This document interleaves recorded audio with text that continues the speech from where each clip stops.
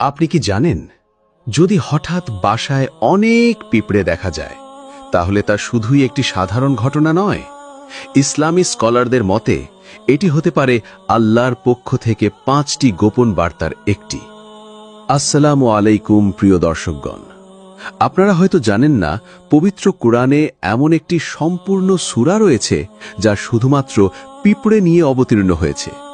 সূরাটির নাম সূরা নামাল, যার অর্থই হচ্ছে পিঁপড়ে।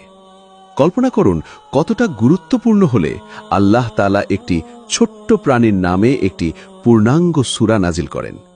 তাহলে প্রশ্ন হচ্ছে, এই ক্ষুদ্র পিঁপড়ে কি বার্তা দেয় আমাদের? কেন ইসলামে বাসার ভেতরে পিঁপড়ে হত্যা নিরুৎসাহিত করা হয়েছে? নবী সুলাইমান আলাইহিস সালামের সঙ্গে পিঁপড়েদের একটি অবাক করা ঘটনা রয়েছে, যা প্রতিটি মুসলমানের জানা প্রয়োজন।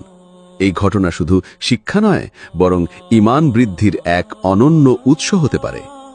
আজকের এই ভিডিওতে আমরা জানব, বাসায় পিঁপড়ে দেখা দিলে কি বার্তা লুকিয়ে থাকতে পারে।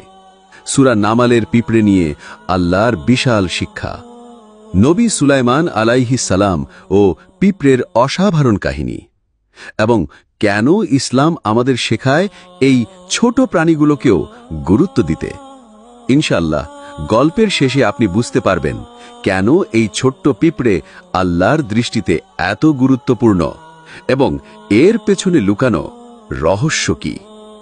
চলুন শুরু করা যাক। এক বিস্ময়কর ঘটনা নবী সুলাইমান আলাইহিসসালামের জীবন থেকে। একদিন নবী সুলাইমান আলাইহিসসালাম নদীর পাড়ে বসে আল্লাহর জিকিরে গভীর মনোযোগে মগ্ন ছিলেন। হঠাৎ তিনি লক্ষ্য করলেন, একটি ছোট্ট পিঁপড়ে তার মুখে সামান্য খাবার নিয়ে নদীর দিকে যাচ্ছে। সে ধীরে ধীরে অত্যন্ত সতর্কভাবে নদীর কিনারায় এসে থামল। নবী সুলাইমান আলাইহিসসালাম আগ্রহ ভরে সে দৃশ্য অবলোকন করছিলেন। ঠিক তখনই নদীর পানি থেকে হঠাৎ একটি ব্যাঙ ভেসে উঠল এবং ধীরে ধীরে তার মুখ খুলল। আর অবাক করার মতো ভাবে পিঁপড়েটি একেবারে শান্তভাবে সেই ব্যাঙের মুখের ভিতরে ঢুকে গেল।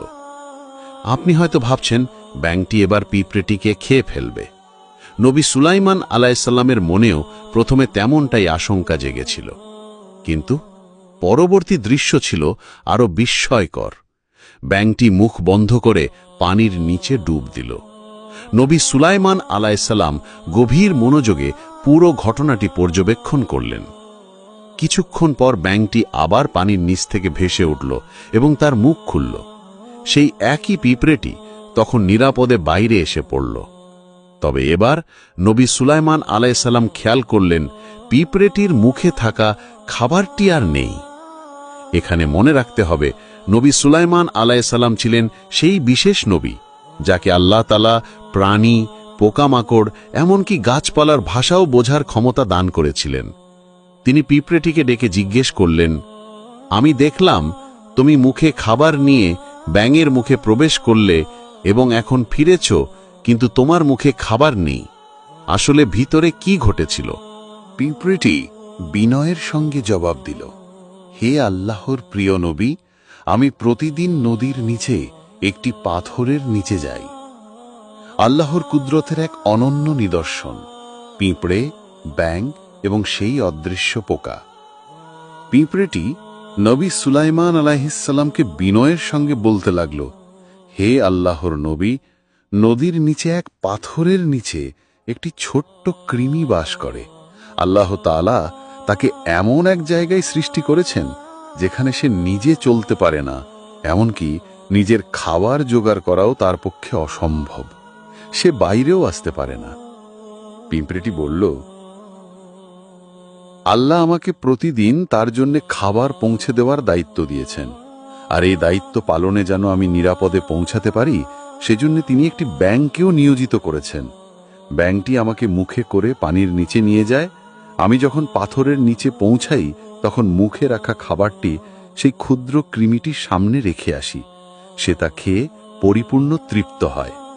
এরপর ব্যাঙটি আবার আমাকে নিরাপদে নদীর তীরে ফিরিয়ে নিয়ে আসে। নবী সুলাইমান বিস্মিত হয়ে জিজ্ঞেস করলেন, তুমি যখন ওই কৃমিটিকে খাবার দাও, তখন কি সে কিছু বলে?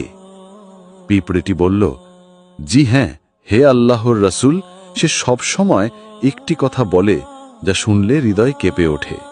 সে বলে, রহমতশীল ও রিজিকদাতা আল্লাহ, যিনি আমাকে এই গহন পানির নিচেও ভুলে যাননি, তিনি কিভাবে সেই মানব জাতিকে ভুলে যাবেন যাদের তিনি নিজের হাতেই সৃষ্টি করে শ্রেষ্ঠত্ব দিয়েছেন? এই কথা শুনে নবী সুলাইমান আলাইহিসসালাম আবেগে বিহ্বল হয়ে গেলেন। সত্যি আল্লাহর রহমত কত বিশাল! তিনি তার কোনো সৃষ্টি যতই ছোট বা লুকানো হোক না কেন, তাকে রিজিক দিতে কখনো ভুলে যান না। আরও একটি ঘটনার কথা বলা আছে পবিত্র কুরআনে। একদিন নবী সুলাইমান আলাইহিসসালাম তার বিশাল বাহিনী নিয়ে অগ্রসর হচ্ছিলেন। ঠিক তখনই একটি পিঁপড়ে আশপাশের পিঁপড়েগুলোকে সতর্ক করে বলল, হে পিঁপড়েরা, তোমরা দ্রুত নিজেদের গর্তে ঢুকে পড়ো, না হলে সুলাইমান এবং তার বাহিনী তোমাদের অজান্তেই পিষে ফেলবে। নবী সুলাইমান আলাইহিসসালাম সেই পিঁপড়ের কথা শুনলেন এবং মুচকি হেসে আল্লাহর কাছে শুকরিয়া আদায় করে বললেন, হে আমার প্রভু, আপনি যেহেতু আমাকে